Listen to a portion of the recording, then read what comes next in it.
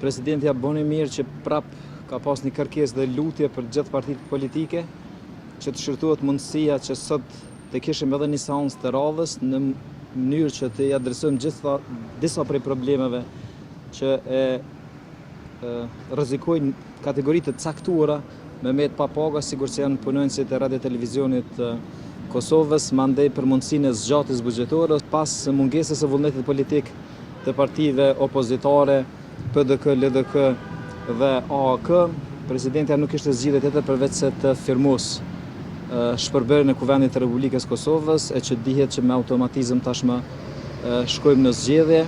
pa diskutime të ndryshme rreth asaj se kur është opsioni më optimal dhe më i favorshëm për qytetarët e Republikës Kosovës. Ne si guxo kemi mbrojtur qëndrimin që mes datës 21 dhjetor dhe datës 28, ne kemi preferuar datën 28. Arsyet janë të thjeshta për shkak se Komisioni Qendror Zgjedhor ende nuk ka certifikuar rezultatin e zgjedhjeve lokale.